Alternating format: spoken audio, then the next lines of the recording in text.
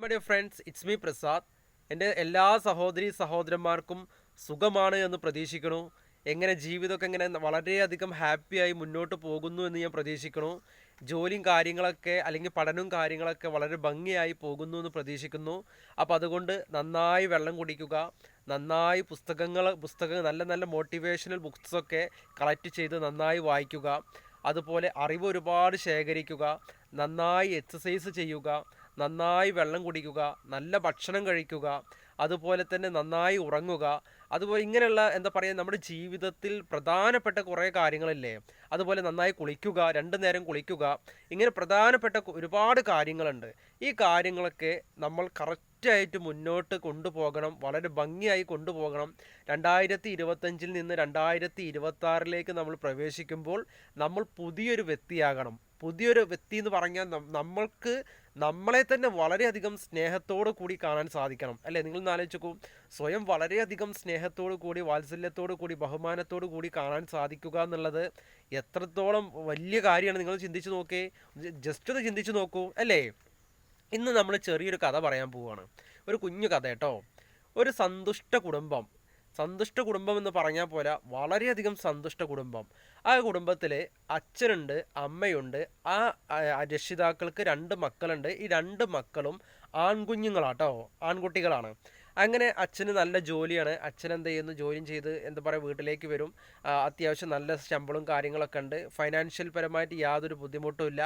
അങ്ങനെ സന്തുഷ്ട കുടുംബമായിട്ട് ഇങ്ങനെ മുന്നോട്ട് പോയിക്കൊണ്ടിരിക്കെ അവർക്ക് എന്ത് ചെയ്യുന്നു, വളരെയധികം ഒരു ആഗ്രഹം ഉണ്ടായിരുന്നു. എന്തെന്നറിയോ, ഒരു പെൺകുട്ടി ജനിക്കണം എന്നുള്ളൊരു വളരെയധികം ആഗ്രഹം ഉണ്ടായിരുന്നു. പക്ഷെ 2 ആൺകുട്ടികളാണ് ജനിച്ചിട്ടുള്ളത്.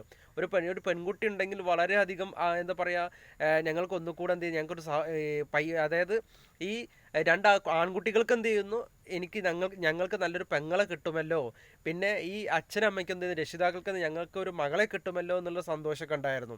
അങ്ങനെ ഈ അമ്മ എന്ത് ചെയ്യുന്നു, വീണ്ടും എന്താ പറയുക, ഇവർക്ക് ഈ കുടുംബത്തിന് എന്ത് ചെയ്യുന്നു, ഈ അച്ഛനും അമ്മയ്ക്കും വീണ്ടും ഒരു കുഞ്ഞ് പിറന്നു. ആ കുഞ്ഞ് പെൺകുട്ടിയായിരുന്നു കേട്ടോ. അങ്ങനെ ഈ ആൺകുട്ടികളൊക്കെ കുറച്ച് വലുതായി. അങ്ങനെ എന്താ പറയുക, ഈ അച്ഛനും അമ്മയും ഇവർക്ക് വളരെയധികം സ്നേഹം വന്നു. ഒരു പെൺകുട്ടി ജനിച്ചതിൽ, ഒരു കുടുംബത്തിലൊരു പെൺകുട്ടി ജനിച്ചതിൽ എന്താ പറയുക, വളരെയധികം സ്നേഹമായി. അതായത് 2 ആങ്ങളമാർ, ഈ ആങ്ങളമാരെന്ത് ചെയ്യുന്നു, അല്ലേ, 2 ബ്രദേഴ്സ്. ഈ 2 ബ്രദേഴ്സ് എന്ത് ചെയ്യുന്നു, ഇവർ 2 പേരും ഈ സഹോദരിയെ വളരെയധികം സ്നേഹിക്കുന്നു. അച്ഛനും അമ്മയും എന്ത് ചെയ്യുന്നു, വളരെയധികം സ്നേഹിക്കുന്നു. അങ്ങനെ എല്ലാം കൊണ്ടും ഇവൾക്ക് എന്ത് ചെയ്യുന്നു, യാതൊരു ബുദ്ധിമുട്ടും വരുത്താതെ എന്ത് ചെയ്യുന്നു, അവർ നല്ല രീതിയിൽ പരിപാലിച്ചിരുന്നു. അപ്പോൾ ചുരുക്കം പറഞ്ഞാൽ കൊഞ്ചിച്ചിരുന്നു എന്നൊക്കെ പറയില്ലേ, നല്ല രീതിയിൽ കൊഞ്ചിച്ച്, അതായത് അവൾക്ക് വേണ്ട സാധനം എന്താണെന്ന് വെച്ചാൽ അത് കൊണ്ടുവന്ന് കൊടുക്കും. എങ്ങോട്ടെങ്കിലും പോകണമെങ്കിൽ അങ്ങോട്ട് കൊണ്ടുപോകും. അവൾ എന്താണോ ആഗ്രഹിച്ചത് ആ ആഗ്രഹം ഉടനടി നടത്തി കൊടുക്കാൻ കഴിയുന്ന ഒരു ഫാമിലി ആയിരുന്നു, നടത്തി കൊടുക്കാൻ സാധിക്കുന്ന ഒരു ഫാമിലി ആയിരുന്നു. നടത്തി കൊടുക്കാൻ അവർക്ക് വളരെയധികം ഇഷ്ടമായിരുന്നു. അവൾ അങ്ങോട്ട് ചോദിച്ചാൽ മതി, അത് നടത്തി കൊടുക്കാൻ സാധിക്കും. കാരണം ഒരു പെങ്ങളേ ഉള്ളൂ. അപ്പോൾ ഈ പെങ്ങളെ അത്രയും എന്താ പറയുക, ലാളിച്ചിട്ടാണ് വളർത്തുന്നത്. അങ്ങനെ എന്ത് ചെയ്യുന്നു, നിർഭാഗ്യവശാൽ എന്ത് ചെയ്യുന്നു, ഈ അച്ഛനും അമ്മയും മരിച്ചുപോയി. അച്ഛനും അമ്മയും മരിച്ചു പോയപ്പോൾ ഇവിടെ പിന്നെ ആരാ ഇവിടെ ഉള്ളത്, ഈ വീട്ടിൽ 2 ആൺകുഞ്ഞുങ്ങളുണ്ട്. അതുപോലെ അല്ലേ, 2 മക്കൾ, 2 പയ്യന്മാരുണ്ട്.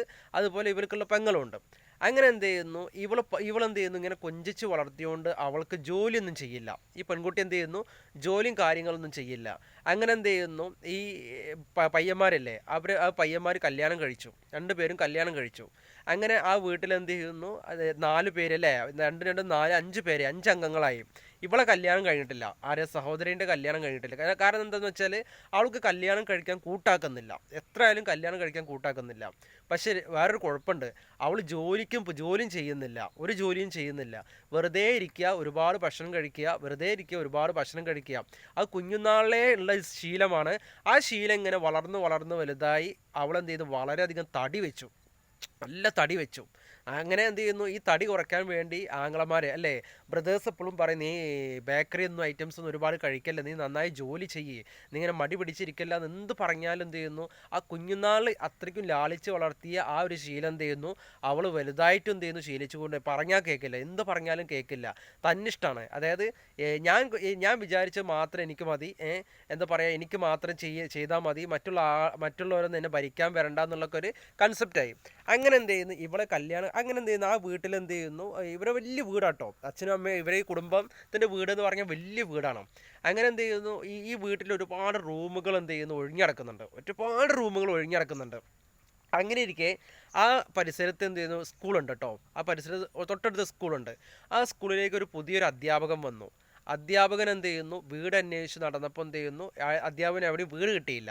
അപ്പോൾ ഈ വീട്ടിൽ എന്ത് ചെയ്യുന്നു, റൂം കൊടുക്കാമെന്ന് പറഞ്ഞു. കാരണം വെറുതെ ഒഴിഞ്ഞ് നടക്കുന്ന ഒരുപാട് റൂമുകളുണ്ടല്ലോ. അപ്പോൾ ഈ അധ്യാപകൻ എന്ത് ചെയ്യുന്നു, ഈ റൂം കൊടുക്കാമെന്ന് പറഞ്ഞപ്പോൾ അധ്യാപകന് റൂം കൊടുത്തു. അങ്ങനെ ഈ അധ്യാപകനോട് വന്നപ്പോൾ എന്ത് ചെയ്യുന്നു, ക്ലാസ് സ്കൂൾ കഴിഞ്ഞ് അധ്യാപകൻ വരും. അങ്ങനെ ഇവരെല്ലാവരും കൂടി എന്ത് ചെയ്യുന്നു, വളരെയധികം ഒരു സന്തുഷ്ട കുടുംബത്തോടു കൂടി മുന്നോട്ട് പോയിക്കൊണ്ടിരിക്കുന്നു. പക്ഷേ ഒരു കുഴപ്പം മാത്രം, ഇവള് പറഞ്ഞാൽ കേൾക്കില്ല. ആര്, സഹോദരി, പെൺകുട്ടി ഉണ്ടല്ലോ, പറഞ്ഞാൽ കേൾക്കില്ല. സഹോദരന്മാർ പറഞ്ഞാലും കേൾക്കില്ല, സഹോദരന്മാരുടെ ഭാര്യമാർ പറഞ്ഞാലും കേൾക്കില്ല, ആര് പറഞ്ഞാലും കേൾക്കില്ല. ഈ അധ്യാപനെ കൊണ്ട് കുറേ ഒന്ന് ജസ്റ്റ് ഒന്ന് എന്താ പറയുക, പറയിപ്പിച്ച് നോക്കി. അങ്ങനെ അധ്യാപനെ കൊണ്ടും പറഞ്ഞിട്ടൊന്നും കാര്യമില്ല, അവൾ പറഞ്ഞാൽ കേൾക്കുന്നില്ല. അങ്ങനെ ഇരിക്കെ ഇവളെ കല്യാണം നോക്കണം ഇങ്ങനെ നിർബന്ധിക്കണം. പക്ഷേ എത്ര വന്നാലും അവൾ കൂട്ടാക്കുന്നില്ല. അങ്ങനെ ഇരിക്കെ ഈ ബ്രദേഴ്സിനൊരു എന്താ പറയുക, ബ്രദേഴ്സിൻ്റെ വൈഫുമാർ അല്ലേ, ഭാര്യമാർ പറഞ്ഞു, ഈ അധ്യാപകൻ കല്യാണം കഴിച്ചിട്ടില്ല. അപ്പോൾ ഈ അധ്യാപനെ കൊണ്ട് നമ്മൾ ഇവളെ കെട്ടിച്ചാലോ എന്നുള്ളൊരു എന്താ പറയുക, ഒരു സൂചന എന്ത് ചെയ്യുന്നു, ഇവരുടെ ഭർത്താക്കന്മാർക്ക്, അതായത് ഇവളുടെ ആങ്ങളമാർക്ക് കൊടുത്തു. അങ്ങനെ ആങ്ങളമാർക്ക് കൊടുത്ത സമയത്ത് അതൊരു നല്ല ഐഡിയ ആണെന്നൊക്കെ പറഞ്ഞ് അവരെന്ത് ചെയ്ത് ഇവളെടുത്ത് പറഞ്ഞു, നമുക്കിങ്ങനെ എന്ത് ചെയ്യുന്നു, ഇദ്ദേഹം ആ ഒരു സമയത്ത് എന്ത് ചെയ്യുന്നു, ഈ അധ്യാപകൻ്റെ വീട്ടിൽ വളരെയധികം ഫോഴ്സ് ചെയ്യുന്നുണ്ട്. കല്യാണം കഴിക്കുന്നതാണ് ഫോഴ്സ് ചെയ്യുന്നുണ്ട്. ആ ഇടയാണ് ഇവർ ഇങ്ങനെ ഒരു ആലോചന എന്ത് ചെയ്യുന്നു, ഇവർ ഉള്ളിലൊരു എന്താ പറയുക, ഒരു പ്ലാനിങ്, അതായത് ഇവരുടെ വീട്ടുകാരുടെ പ്ലാനിങ്, അധ്യാപകൻ അറിയുന്നില്ല കേട്ടോ. അങ്ങനെ അധ്യാപകൻ്റെ അടുത്ത് പറഞ്ഞു, നമുക്കെന്ത് ചെയ്യുന്നു, ഇങ്ങനെ ഞങ്ങളെ അനിയത്തിയെ എന്ത് ചെയ്യുന്നു, കല്യാണം കഴിപ്പിക്കുന്നുണ്ട്. അപ്പോൾ നിങ്ങൾക്ക് താല്പര്യം ഉണ്ടെങ്കിൽ എന്ത് ചെയ്യുന്നു, അവളെ ജസ്റ്റ് ഒന്ന് എന്താ പറയുക, ഒരു പെണ്ണ് കാണുന്ന പോലെ ജസ്റ്റ് ഒന്ന് കാണാൻ പറ്റുമോ എന്ന് പറഞ്ഞു. പക്ഷേ ഇവൾക്കാണെങ്കിൽ ഒട്ടും താല്പര്യമില്ല കേട്ടോ. അങ്ങനെ ഇരിക്കെ എന്ത് സംഭവിച്ചു എന്നറിയോ, അതായത് ഇവർക്ക് എന്ത് ചെയ്യുന്നു, കുറച്ച് പായസം ഉണ്ടാക്കി കൊടുത്തു. അങ്ങനെ ഈ സിസ്റ്റേഴ്സ് എന്ത് ചെയ്യുന്നു, ഈ പയ്യന്മാരെന്ത് ചെയ്യുന്നു, ഇവരുടെ ഭാര്യമാരില്ലേ, ഭാര്യമാർ നന്നായി പാചകം ചെയ്യും. അങ്ങനെ ഇവൾക്ക് പാചകം ചെയ്യാനൊന്നും അറിയില്ല കേട്ടോ.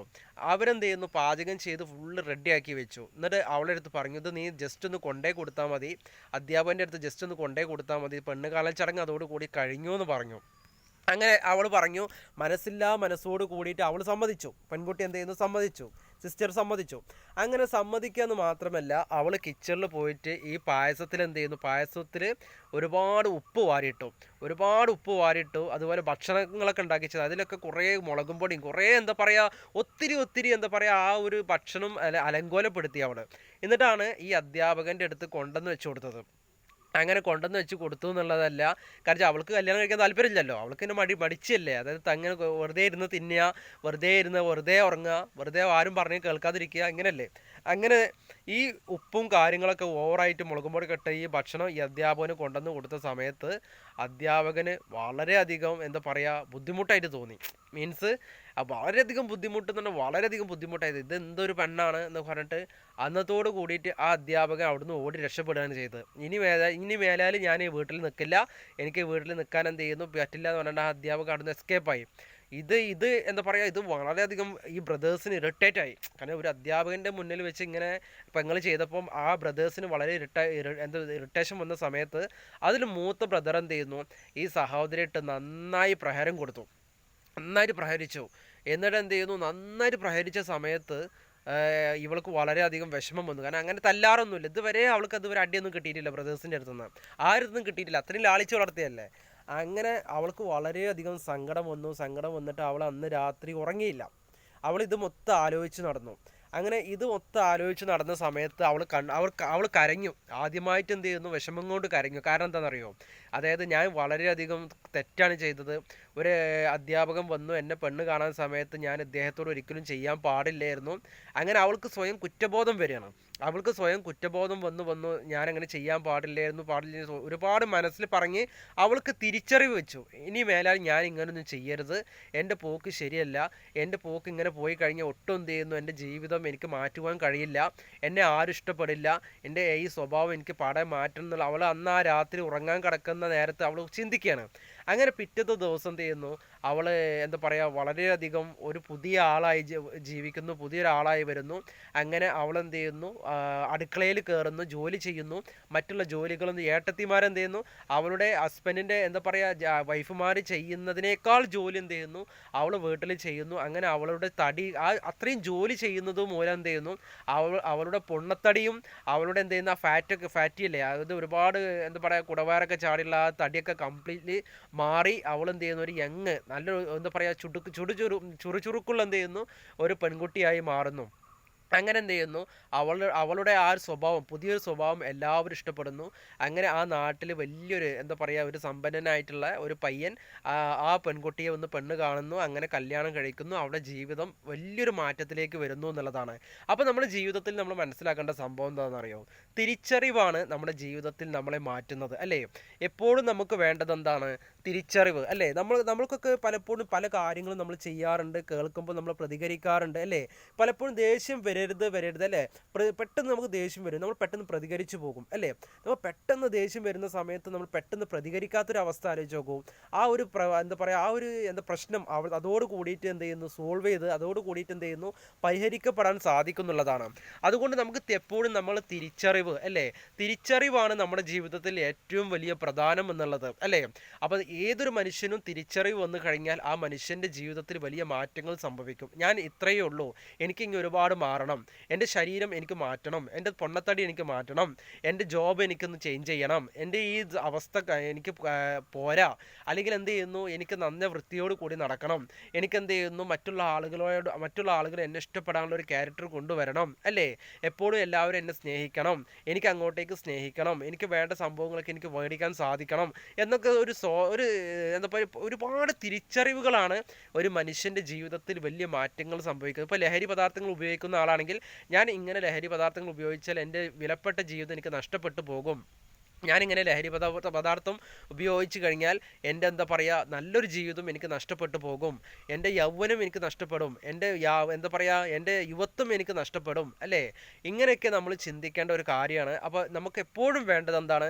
തിരിച്ചറിവാണ്. അപ്പോൾ എപ്പോഴും നമുക്ക് തിരിച്ചറിവില്ലാത്ത കാര്യങ്ങൾ നമ്മൾ നമ്മളിലേക്ക് നോക്കുക. നമ്മൾ മറ്റുള്ള ആളുകളിലേക്കാണ് നമ്മൾ ഏറ്റവും കൂടുതൽ ശ്രദ്ധിക്കുന്നത്. അങ്ങനെ നമ്മൾ മറ്റുള്ള ആളുകളിലേക്ക് ശ്രദ്ധിക്കുന്നതിനേക്കാൾ ഏറ്റവും നല്ലത് എന്താണ്?